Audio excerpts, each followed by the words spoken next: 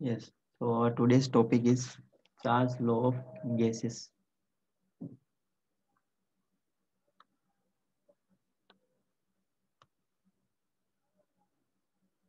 Charles law. तो Charles ने क्या बताया था गैसेस के बारे में? तो उन्होंने बताया कि अगर हम प्रेशर को कांस्टेंट रखते हैं, if pressure remains constant, pressure of the gas remains constant, pressure of the gas remain constant, then the volume of the gas of given mass, volume of the gas of definite mass भी लिख सकते हो आप।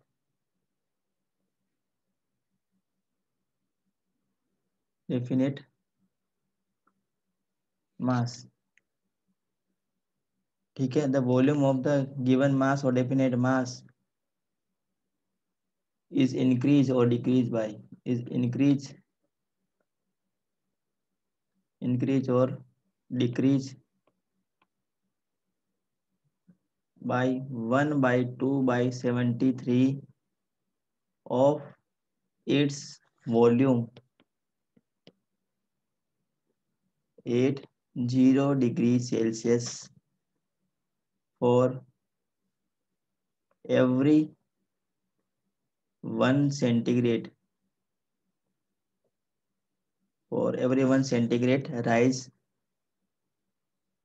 rise or fall in the temperature।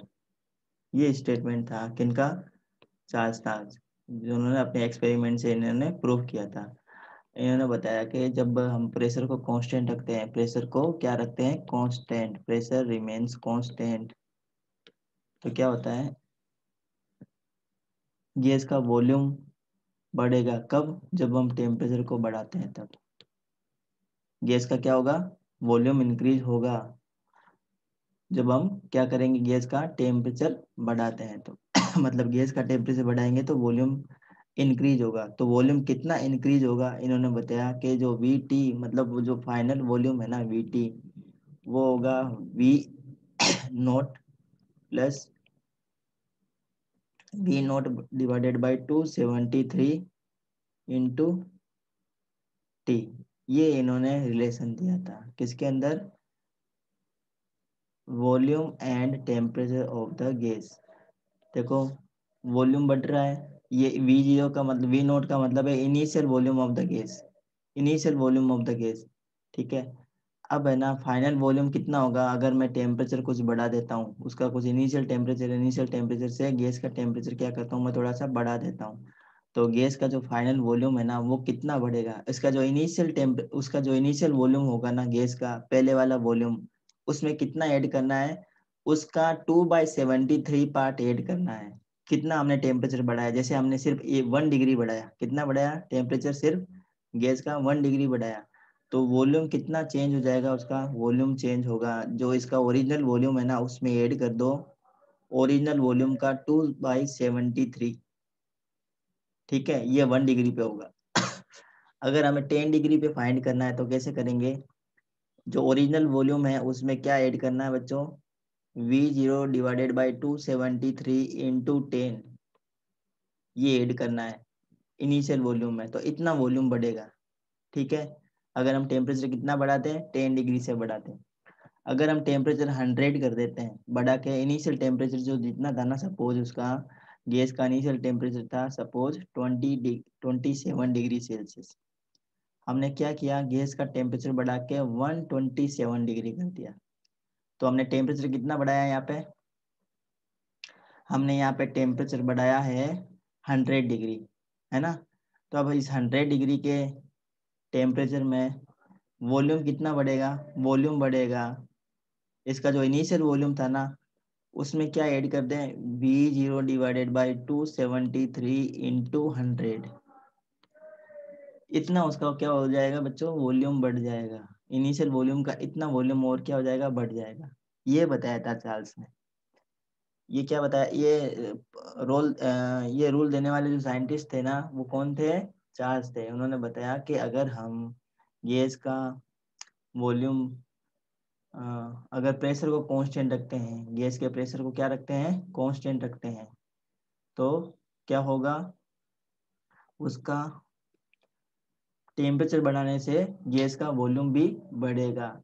तो कितना volume बढ़ता है? इन्होंने बताया कि जो फाइनल वॉल्यूम होगा वो इनिशियल वॉल्यूम का 1/73 बढ़ेगा every the rise of 1 degree Celsius. एक अगर 1 डिग्री सेल्सियस में टेम्परेचर राइज होता है, इंक्रीज होता है, तो उसका वॉल्यूम इतना बढ़ जाएगा। इसके इनिशियल वॉल्यूम में इतनी वॉल्यूम और ऐड कर दो, इसको टेम्परेचर से मल्टीप्लाई करवा के इतना वॉल्यूम बढ़ जाएगा। ठीक है ना? जैसे अभी हमने सारे कैलकुलेशन करके आप लोगों को बताएं, तो ये दिया था चार्ल्स ने। समझ में आया आपको? तो अगर हम इसको ग्राफ में रिप्रेजेंट करते हैं ना, तो किस टाइप से देखो इसका ग्राफ आता है, मैं बता देता हूँ, आप ध्यान से देखेंगे।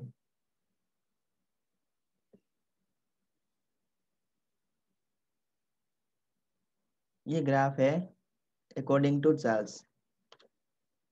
ये इसका यहाँ पे वॉल्यूम है। अब यहाँ पे हमने क्या लिया है? वॉल्यूम और टेम्परेचर के बीच में ग्राफ ले रहे हैं, वॉल्यूम, और यहाँ पे हम ले रहे हैं टेम्परेचर, इसके बीच में ग्राफ बनाएंगे। तो ये ग्राफ कुछ इस टाइप से आता है, वॉल्यूम और टेम्परेचर के बीच में ग्राफ इस टाइप से आता है। ठीक है बेटा? ये जो वॉल्यूम है ना, ये वाला वॉल्यूम, ये कौन सा है? ये इनिशियल वॉल्यूम है। कौन सा है ये यहाँ से लगाकर यहाँ तक का जो वॉल्यूम है ना, ये इनिशियल वॉल्यूम है V0। ठीक है? ये इनिशियल वॉल्यूम है।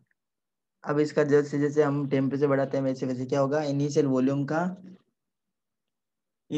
का कितना वॉल्यूम बढ़ेगा? इनिशियल वॉल्यूम का 2/73 इंटू टी, इतना इसका क्या होगा? वॉल्यूम बढ़ता जाएगा। अगर हम टेम्परेचर बढ़ाते हैं तो इनिशियल वॉल्यूम का इतना वॉल्यूम और क्या हो जाएगा? बढ़ जाएगा। अगर मैं 1 डिग्री बढ़ाता हूँ तो V0 डिवाइडेड बाई 273 वॉल्यूम बढ़ेगा। अगर मैं 10 डिग्री बढ़ाता हूँ तो V0 डिवाइडेड बाई 273 इंटू 10 बढ़ेगा। अगर मैं 1000 बढ़ा देता हूँ टेम्परेचर, है ना, तो V0 डिवाइडेड बाई 273 इंटू 1000, इसका वॉल्यूम क्या हो जाएगा? बढ़ जाएगा। इनिशियल वॉल्यूम का इतना वॉल्यूम बढ़ जाएगा, तो इसमें ऐड कर देंगे। मतलब कुल मिला के बात इन्होंने ये बताई कि अगर हम प्रेशर को रखते हैं कांस्टेंट, तो अगर गैस का टेम्परेचर बढ़ाते हैं तो उसका वॉल्यूम बढ़ जाता है। आपने ये ऑब्जर्व किया होगा बच्चों कि अगर हम टेम्परेचर बढ़ाते हैं ना, तो गैस का जो पार्टिकल्स है ना, वो दूर दूर जाते हैं। जैसे एक ये कंटेनर ले लो, कंटेनर के अंदर ऐसे गैस भर दो। ठीक है? अब इसमें अगर हम प्रेशर को कांस्टेंट रखते हैं, क्या करते हैं? प्रेशर को कांस्टेंट रखते हैं, मतलब चारों तरफ से ये जो वॉल्स है ना, वो सेम प्रेशर इसके ऊपर क्या कर रही है? सेम प्रेशर ऑक्यूपाई करवा रही है, सेम प्रेशर लग रहा है इसके चारों तरफ। अब अगर हम इसका क्या करते हैं? टेम्परेचर बढ़ाते हैं, इसको गर्म करते हैं, तो गर्म करेंगे तो ये पार्टिकल के बीच में काइनेटिक एनर्जी होगी, वो बढ़ जाएगी ना, काइनेटिक एनर्जी बढ़ेगी इसकी। काइनेटिक एनर्जी बढ़ेगी तो ये क्या होगी? एक्सपेंड होना चाहेगी, है ना? एक्सपेंड होना चाहिए, इसका मतलब क्या होगा? इसका वॉल्यूम इंक्रीज होगा। तो मतलब जब हम टेम्परेचर बढ़ाते हैं ना, तो वॉल्यूम इंक्रीज होता है, सीधी सी बात है, बहुत सिंपल है, इसमें कोई ज़्यादा सोचने वाली बात नहीं है। अब देखो, इन्होंने ये जो ग्राफ बताया ना, इन्होंने बताया कि अगर हम टेम्परेचर को और कम करते जाएं, ना, तो इसका जो वॉल्यूम है ना, वो भी कम होगा। ये तो हमने बताया था कि जब टेम्परेचर को बढ़ाते हैं तब की बात है। क्या होगा अगर हम टेम्परेचर को कम करें? तो वॉल्यूम कितना कम होगा? जो इनिशियल वॉल्यूम है ना, उसका कितना कम होगा? V0 divided by 273 into temperature. अगर हम टेम्परेचर को कम करते हैं तो इतना वॉल्यूम गैस का कम होगा। समझ में आ रही है बात? अगर मैं कर देता हूँ 273 केल्विन टेम्परेचर, इसका 273 डिग्री में कम कर देता हूँ, इनिशियल टेम्परेचर का 273 मैं कम कर देता हूँ। सपोज यहाँ पे ये 0 डिग्री है, यहाँ पे ये क्या है? 0 डिग्री सेल्सियस है, यहाँ पे 0 डिग्री है, और इधर ये 100 है, 200, 300, और ये 400, ये टेम्परेचर है। ठीक है? इधर भी हम कर देते हैं ये ये माइनस का 100, ये -200, -300 और ये -400। यहाँ पे भी हमने टेम्परेचर लिख दिया इस लाइन के ऊपर। अब इन्होंने बताया कि अगर टेम्परेचर को माइनस में लेके आए ना, टेम्परेचर को अगर कम करते हैं तो वॉल्यूम बहुत ज़्यादा कम हो जाएगा, गैस का वॉल्यूम बहुत ही ज़्यादा कम हो जाएगा। जैसे कितना कम होगा, V T, V final volume कितना हो जाएगा, होगा इनिशियल वॉल्यूम का, अगर मैं देखो 273 कम करता हूँ तो इनटू में क्या करूंगा 273, वॉल्यूम मैंने कितना कम किया है 273 कम किया है, तो इसको मैं किससे मल्टीप्लाई करूंगा 273 से मल्टीप्लाई करूंगा। तो ये V T equal to V naught minus 273 divided by 273 V naught आ जाएगा ना। देखो ये और ये कैंसिल हो गए।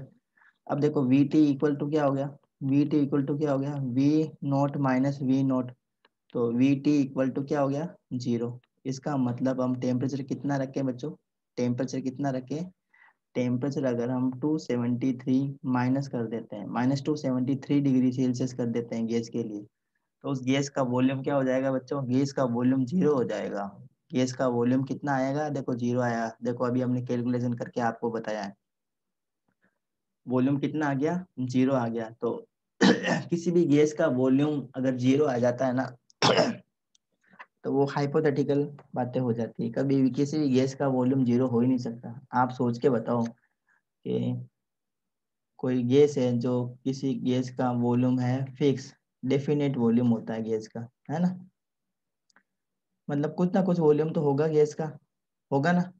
अब इस गैस का वॉल्यूम हम कभी भी 0 कर सकते हैं क्या, ऐसा हो सकता है क्या कि ये गैस है, कुछ भी गैस, वो बिल्कुल भी स्पेस ऑक्यूपाई नहीं करे। वॉल्यूम का मतलब क्या है, space occupy by the gas, space occupy by the gas. ऐसा हो सकता है क्या गैस बिल्कुल भी स्पेस ऑक्यूपाई नहीं करे, ऐसा पॉसिबल नहीं है। तो ये जो रूल है ना, ये जो हाइपोथेटिकल बातें बताई थी ना, ये चार्ल्स ने बताई थी। इन्होंने उसके बाद में अपने रूल को वापस मॉडिफाई भी किया, तो उसको भी हम देख लेते हैं। तो देखो इसको अगर हम पीछे बढ़ाते हैं ना बच्चों, ये लाइन कहाँ कट होती है, देखो ध्यान से देखेंगे आप लोग,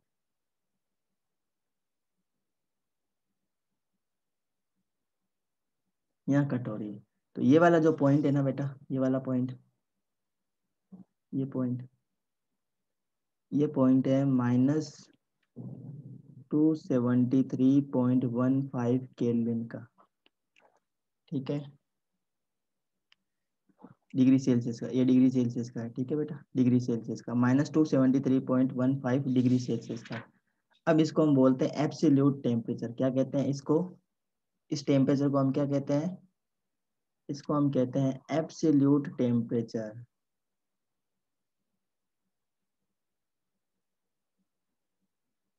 एब्सोल्यूट टेम्परेचर,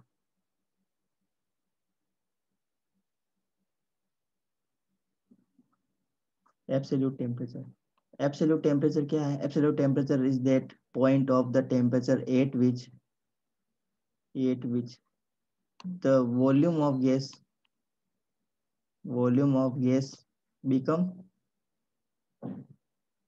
0।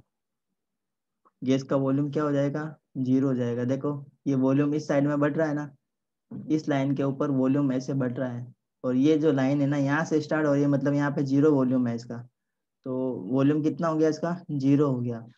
तो उस पॉइंट को हम क्या कहते हैं बेटा, एब्सोल्यूट टेम्परेचर कहते हैं। और एब्सोल्यूट टेम्परेचर कितना होता है, एब्सोल्यूट टेम्परेचर होता है -273.15 डिग्री सेल्सियस।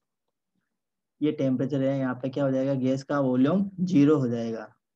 समझ में आया आपको, पॉइंट समझ में आ गया आपको, चार्ल्स लॉ।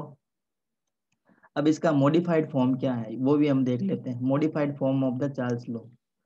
तो चार्ल्स ने फिर थोड़ा सा अपने नियम को क्या किया, मॉडिफाई किया। तो मॉडिफाई करके इन्होंने बताया चार्ल्स लॉ। अब ओरिजिनल हम चार्ल्स लॉ पढ़ते हैं बच्चा, चार्ल्स लॉ। अब चार्ल्स लॉ इन्होंने बताया V is proportional to T, ये इनका चार्ल्स लॉ है।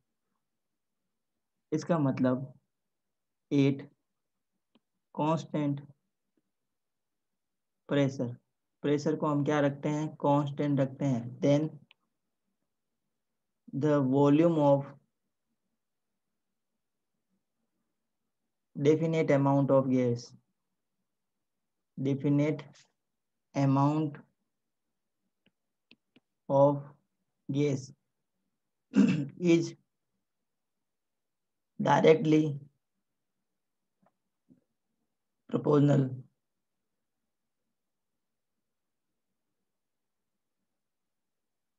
to the temperature. ये रूल है चार्ल्स का, जो अभी अपने सीखा है। समझ में आया आपको? V is proportional to T। जब हम प्रोपोर्शनल के साइन को हटाते हैं तो एक कांस्टेंट आएगा, यहाँ पर भी आएगा ना, तो इसको हम क्या लिखेंगे, V equal to constant T। तो हम इसको और कैसे लिख सकते हैं, देखो, V divided by T equal to constant. ऐसे लिख सकते हैं इसको, हम ऐसे लिख सकते हैं ना, लिख सकते हैं क्या ऐसे इसको? ओके। अब देखो यहाँ पे एक और बात ध्यान देनी है, if V1 is the volume of V1 is the volume of gas at T1 temperature, ठीक है, T1 टेम्परेचर पर गैस का वॉल्यूम कितना था, V1 था। अब मैं गैस का टेम्परेचर करके कितना कर देता हूँ, T2 कर देता हूँ, तो अब इसका वॉल्यूम कितना हो जाएगा बेटा, V2 हो जाएगा। कितना हो जाएगा, V2 हो जाएगा। तो इसके बीच में रिलेशन क्या आएगा बेटा, देखो ध्यान से देखेंगे तो रिलेशन हम लिखेंगे V1 divided by T1 equal to V2 divided by T2, ये रिलेशन लिखेंगे। एट कांस्टेंट प्रेशर, ये सारा काम कहाँ आ रहा है बेटा, कहाँ हो रहा है सारा काम, कांस्टेंट प्रेशर पे हो रहा है ये काम, कांस्टेंट प्रेशर। तो ये आपको चार्ज लो आप समझ में आ चुका होगा, ये आपको ध्यान रखना है, ये वाला एक ही ये ध्यान रखना है, ये वाला ये ध्यान रखना है, V divided by T equal to constant. तो ये हमने चार्ज लॉ कंप्लीट कर लिया। अब इसके ऊपर कुछ ग्राफ्स है, वो हम देख लेते हैं। ग्राफ,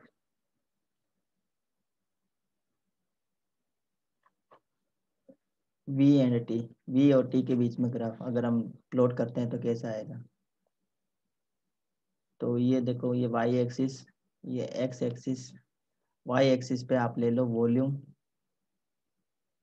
और X एक्सिस पे आप ले लो टेम्परेचर। तो देखो V is directly proportional to T का मतलब क्या है, टेम्परेचर को बढ़ाते हैं तो वॉल्यूम बढ़ेगा, वॉल्यूम को बढ़ाएंगे तो टेम्परेचर बढ़ेगा। तो दोनों के बीच में ग्राफ कैसा आएगा, स्ट्रेट लाइन आएगी। कैसा ग्राफ आएगा, स्ट्रेट लाइन ग्राफ आएगा। ठीक है, समझ में आ गया आपको?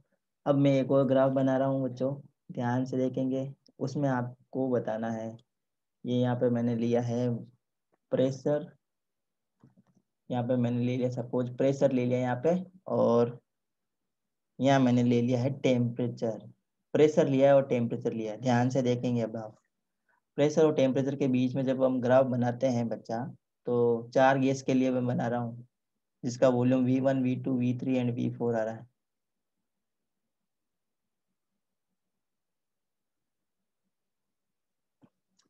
ये है V1, ये V2 ये V3 और ये V4, ये चार इसमें हमने ग्राफ प्लॉट कर लिए। अब आप मुझे बताओ कि अगर हम प्रेशर को कांस्टेंट रखते हैं, क्या करते हैं,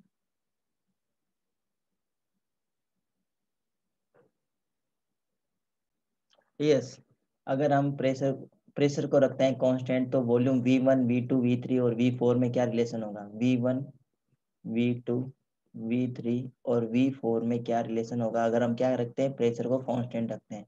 तो देखो प्रेशर को कांस्टेंट रखना है तो कैसे रखेंगे प्रेशर को कांस्टेंट, जिससे ये प्रेशर का पॉइंट ले लिया मैंने, ये प्रेशर का पॉइंट ले लिया। अब इसको कांस्टेंट कर दो, तो ये हमने कर दिया कांस्टेंट, ये कांस्टेंट कर दिया।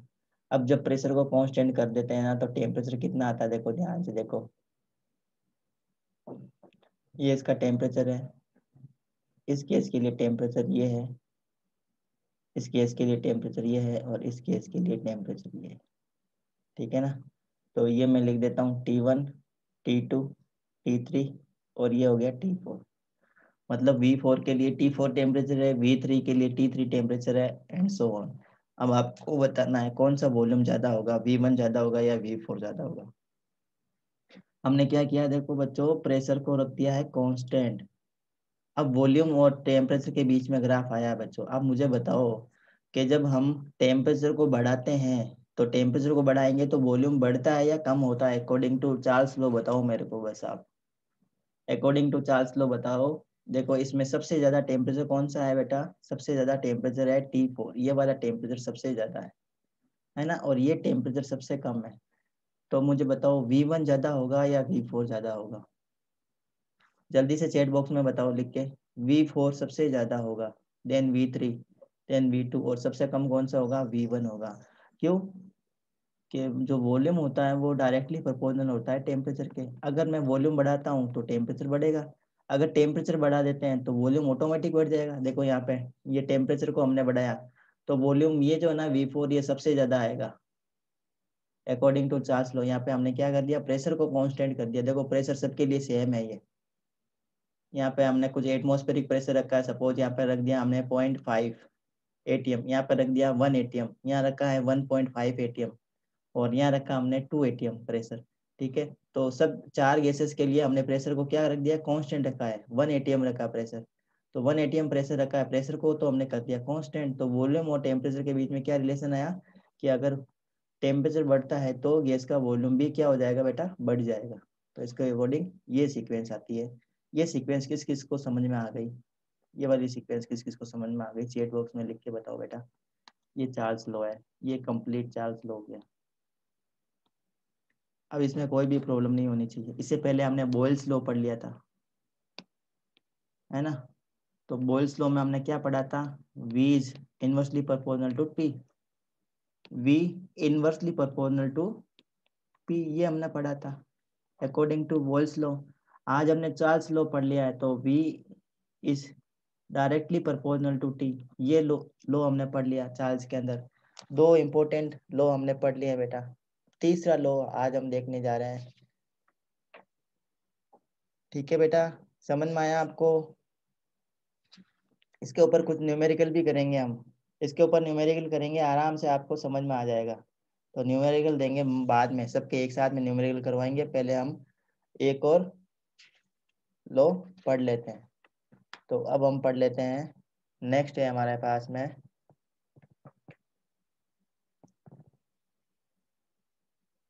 हाँ बच्चों, तो ये जो पॉइंट जितने भी हमने बताए हैं आपको सब समझ में आए होंगे। नेक्स्ट लो हम पढ़ने जा रहे हैं बच्चों, गेलुसेक लो। गेलुसेक लो हमने बॉयल पढ़ लिया बेटा, चार्ल्स लो पढ़ लिया है। अब तीसरा लो हम पढ़ने जा रहे हैं, गेलुसेक लो।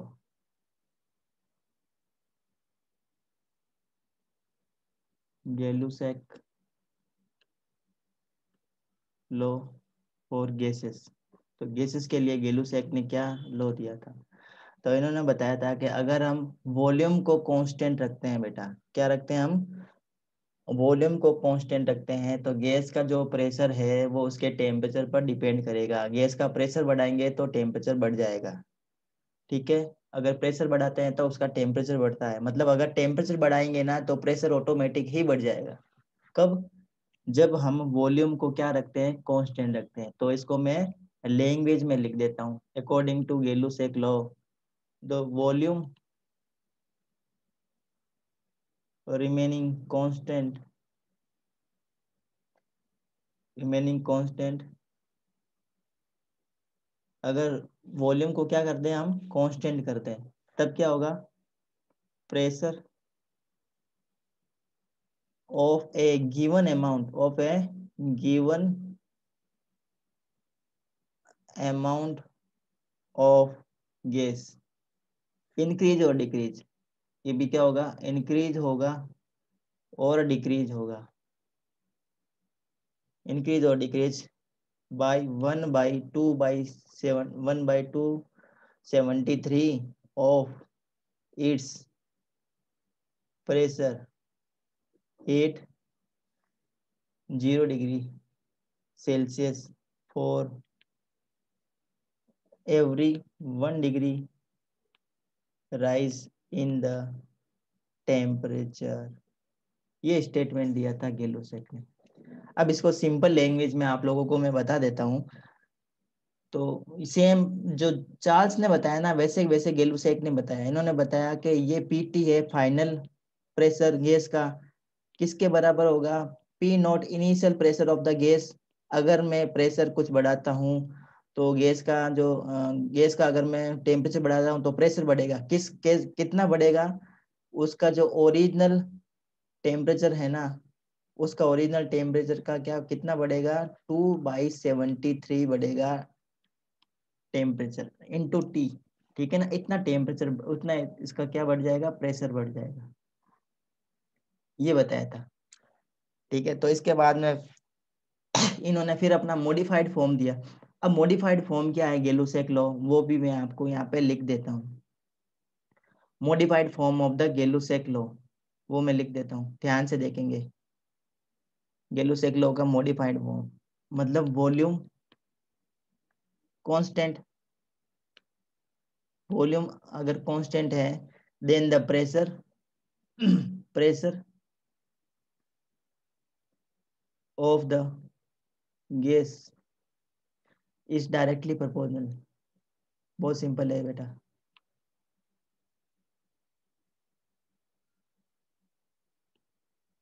डायरेक्टली प्रोपोर्शनल टू द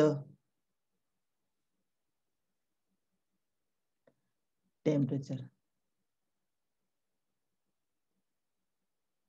बहुत सिंपल है। वॉल्यूम को रख दो कांस्टेंट, वॉल्यूम को तो कर दो कांस्टेंट, वॉल्यूम को बढ़ाना नहीं है घटाना नहीं है, वॉल्यूम को हाथ ही नहीं लगाना है, वॉल्यूम को रख दो कांस्टेंट। डेफिनेट अमाउंट गैस में ले लो डेफिनेट अमाउंट की गैस ले लो, उसका वॉल्यूम रखो कांस्टेंट। और वॉल्यूम को जब हम कांस्टेंट रखेंगे तो गैस का जो प्रेशर है ना बेटा, प्रेशर गैस का किसके ऊपर डिपेंड करेगा, उसके टेम्परेचर पर डिपेंड करेगा। इसका मतलब अगर आप टेम्परेचर को बढ़ाते हो तो प्रेशर बढ़ जाएगा, टेम्परेचर बढ़ाओगे तो प्रेशर बढ़ेगा, टेम्परेचर को कम करोगे तो प्रेशर कम हो जाएगा। ये बताया था किसने, गेलुसेक ने।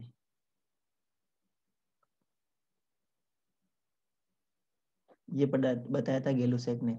बोयल ने क्या बताया था, ध्यान से देखो, बोयल ने बताया था V is inversely proportional to P। ये बोयल ने बताया था। फिर चार्ल्स साहब ने क्या बताया था, इन्होंने बताया था कि V is proportional to T। अब गेलुसेक जी ने क्या बताया, इन्होंने बताया कि P is proportional to T। ये बताया है, सिंपल है ना, कोई प्रॉब्लम थोड़ी है इसमें, बहुत सिंपल सिंपल है। देखो ये तो है बॉयल्स लॉ, ये अभी हमने पढ़ा था चार्ल्स लॉ, ये चार्ल्स लॉ के अकॉर्डिंग हमने पढ़ लिया था, है ना, पढ़ा था ये चार्ल्स लॉ के अकॉर्डिंग। और ये अभी हमने पढ़ लिया इसमें गेलुसेक लॉ में, बहुत सिंपल है। अब इसका भी हम ग्राफ देख लेते हैं बच्चों, इसका गेलुसेक का भी हम ग्राफ देख लेते हैं। तो गेलुसेक में ग्राफ प्लॉट करेंगे तो वैसे ही ग्राफ आ रहा है जैसे अभी हमने चार्ल्स लॉ में देखा था।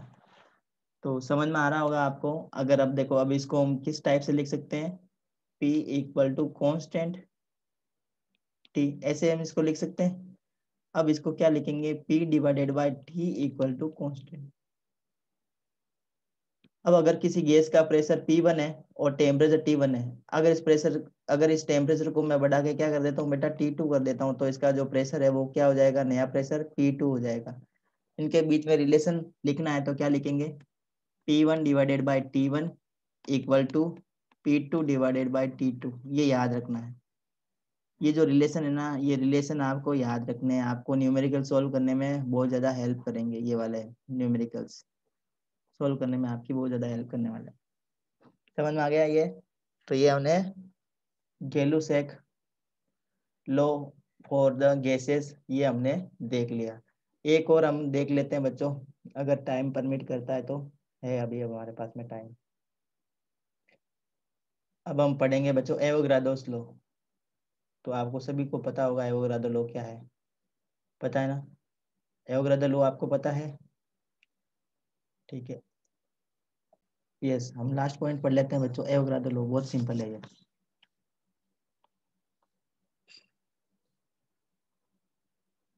एवोगाड्रोस लॉ, वेरी इंपॉर्टेंट, बहुत इंपॉर्टेंट भी है, बहुत सिंपल भी है। तो बताया था इन्होंने कि equal volume of all gases, equal volume of all gases under the same condition, under the same condition of temperature and pressure, pressure और टेम्परेचर की कंडीशन सेम है, सेम प्रेशर है, सेम और सेम टेम्परेचर है, तो उनमें equal number of moles होंगे, equal number of contain equal number of the molecules. मतलब इक्वल वॉल्यूम है ना गैस का, चाहे गैस हो नाइट्रोजन गैस हो, चाहे वो ऑक्सीजन गैस हो, चाहे हाइड्रोजन गैस हो, कोई भी गैस हो, अगर वॉल्यूम सेम है, जैसे मैंने ले लिया 22.4 ये ले लिया गैस 22.4 लीटर, ये ऑक्सीजन गैस ले ली, हाइड्रोजन गैस मैंने ले ली 22.4 लीटर, तीनों का देखो वॉल्यूम सेम है 22.4 लीटर 22.4 लीटर 22.4 लीटर, तो इसमें नंबर ऑफ मॉलिक्यूल्स होंगे ना वो भी सेम होंगे, तो इसमें नंबर ऑफ मॉलिक्यूल्स कितने होंगे, एवोगाड्रो नंबर होंगे 6.022 10^23 नाइट्रोजन के मॉलिक्यूल्स होंगे, इसमें ऑक्सीजन के मॉलिक्यूल्स इतने होंगे, इसमें हाइड्रोजन गैस के मॉलिक्यूल्स इतने होंगे। तो इसको अगर हम रूल के फॉर्म में लिखेंगे तो इस टाइप से लिखेंगे, V is proportional to N। जो वॉल्यूम है ना, वॉल्यूम किसके ऊपर डिपेंड करेगा, नंबर ऑफ मोल्स के ऊपर डिपेंड करेगा, कब, जब हम T को कांस्टेंट कर दें, T को कांस्टेंट कर दें और प्रेशर को कांस्टेंट कर दें, T और P दोनों को क्या कर दें, कांस्टेंट कर देते हैं, तो volume is proportional to volume of the gas is proportional to the number of moles of the gas, number of moles of the gas, ये है एवोगाड्रो लॉ। तो हमने 4 लॉ अभी तक पढ़ लिए हैं। फर्स्ट हमने पढ़ा था बॉयल्स लॉ, बॉयल्स लॉ के अकॉर्डिंग हमने पढ़ा था V is proportional to P। Second हमने पढ़ा था चार्ल्स लॉ, तो चार्ल्स में हमने पढ़ लिया था V is proportional to T। Third हमने पढ़ा था एवोगाड्रो लॉ, तो इसमें पढ़ लिया था P is proportional to T। और जो फोर्थ वन हमने पढ़ा था V is proportional to N। ये हमने 4 पढ़ लिए थे। तो आई थिंक आप सभी लोगों को समझ में आ गया होगा। फिर हम पढ़ेंगे आइडियल गैस इक्वेशन से, मोस्ट इंपोर्टेंट है आइडियल गैस इक्वेशन, वो कल हम डिस्कस करेंगे। तो आई थिंक